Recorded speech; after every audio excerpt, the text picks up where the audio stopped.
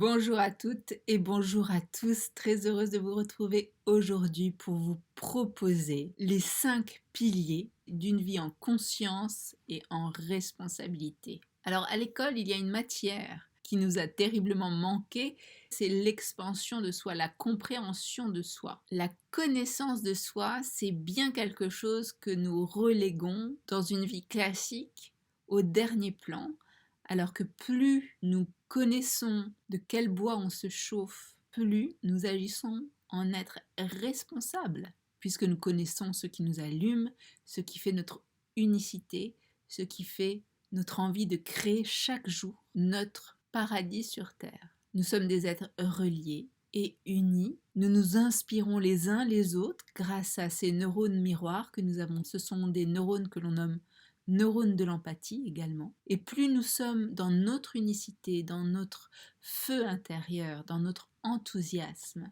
plus nous autorisons les autres également à récupérer ce pouvoir pour eux et ainsi créer des espaces de souveraineté entre les êtres humains et non plus de la compétition, du challenge qui ne devrait être que personnel. Donc aujourd'hui, j'avais envie de vous parler de ces 5 piliers que bien souvent nous ne connaissons pas. Et plus ils vont être connus et plus ils seront libératoires. Donc le premier pilier à connaître, c'est la perception. Quelle est votre perception?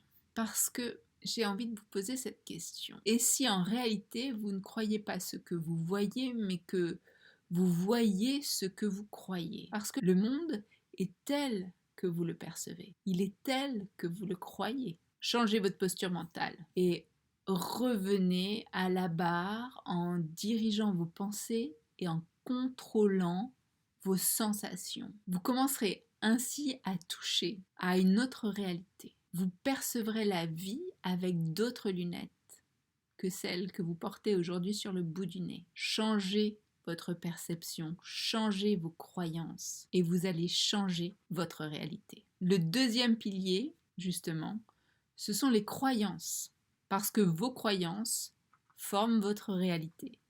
Elles vous autorisent ou non à vous exprimer, à vous épanouir, à vous autoriser à être dans tel ou tel domaine la personne que vous avez envie d'annoncer au monde. Prenez le temps de voir ce que vous croyez de votre réalité. Les liens les plus entravants sont ceux que vous avez dans votre tête. Vos chaînes sont des chaînes invisibles et sont des chaînes bien plus lourdes que les chaînes réelles, puisque ce sont toutes ces impuissances apprises, toutes ces croyances que vous vous rabâchez par l'intermédiaire du subconscient qui relate à longueur de temps un vécu en prise avec des craintes, avec des croyances, avec des injonctions, avec des héritages qui ne sont pas les vôtres. Les liens les plus entravants sont ceux que vous avez dans votre tête.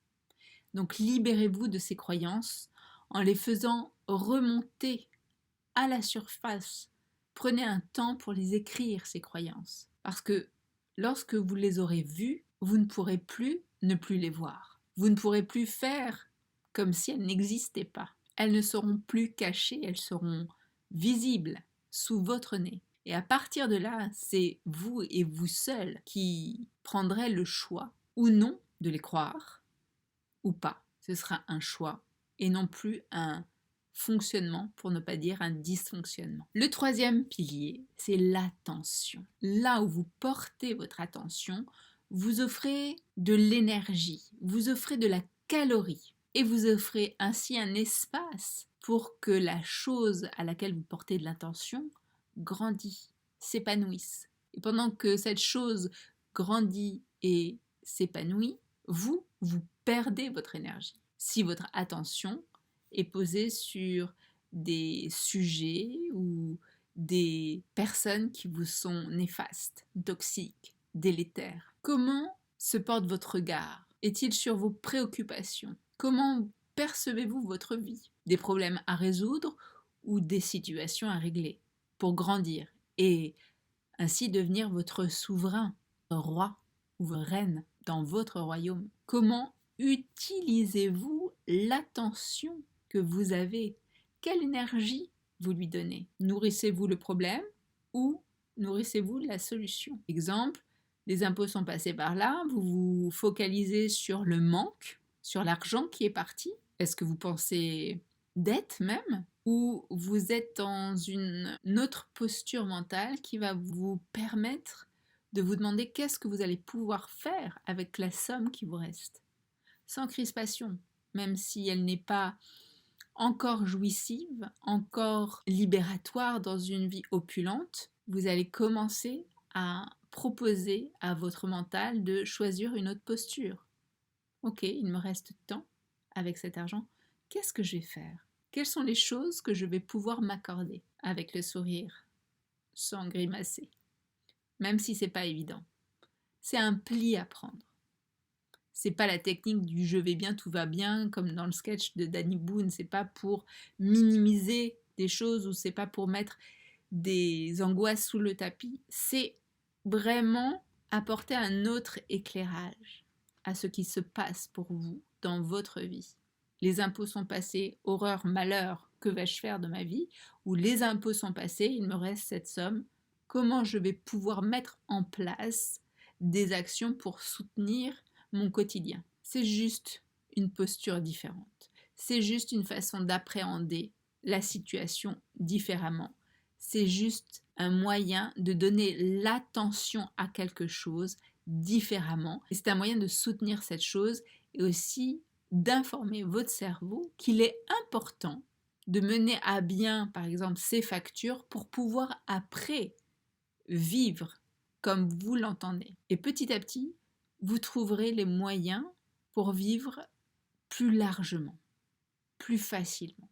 Tout simplement parce que vous aurez indiqué à votre cerveau une autre posture, une autre direction. Donc, comme votre attention change, ce sont d'autres neurones que vous actionnez, que vous pouvez même faire naître à ces réflexions nouvelles. Ce n'est plus la même calorie que vous dépensez et ce n'est plus la même énergie que vous vibrez. Et nous sommes tous des êtres multidimensionnels, faits de fréquences, d'énergie. Nous vibrons les uns les autres, avec les uns les autres. C'est pour ça que nous attirons plus certaines personnes que d'autres. Nous sommes des fréquences. Et ces fréquences attirent d'autres personnes, mais également des situations. Puis vient le quatrième pilier, qui est la détermination. Alors la détermination, c'est rompre avec ce travail d'ombre que nous réalisons bien souvent de façon consciente, même de façon très inconsciente, c'est de ruminer et de rejouer des scènes qui sont des scènes de préoccupation, d'agacement, de stress. Et ces scènes-là vous procurent une décharge d'hormones addictives, et mentalement et pour le corps. Et ces décharges d'hormones addictives sont destructrices sur le long terme par le stress qu'elles diffusent. En effet, si le mental a une grande part de responsabilité, ce qui va vous apporter les expériences de vie, ce sont les sensations qu'elles vous procurent.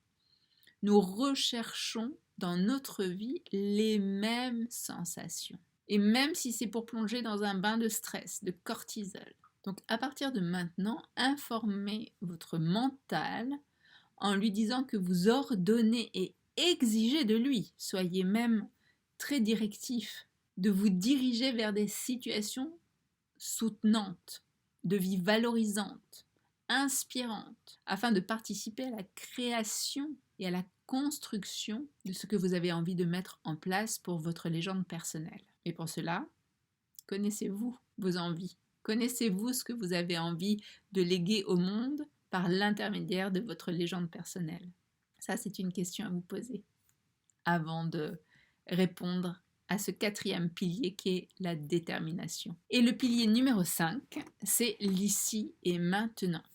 Ce n'est que dans l'instant présent que vous créez votre futur. Le passé est passé, donc laissez-le là où il est. Il y a plein de futurs potentiels et ceux-ci se créent en fonction de ce que vous faites, pensez et dites aujourd'hui, dans ce présent, à ce moment-là, dans l'ici et maintenant. Sollicitez le futur que vous voulez voir dans votre vie. D'où l'importance de connaître votre légende personnelle, du moins une grande trame, parce que il est important aussi de laisser la vie vous offrir ses hasards, ses particularités, ses surprises. Mais offrez-vous au moins une direction pour que vous puissiez vous mener là où vous avez envie d'aller, et non de vivre comme des feuilles mortes au vent. Donc sollicitez en conscience le futur que vous avez envie de connaître dans l'ici et maintenant. Et pour cela, il faut ajuster votre perception, vos croyances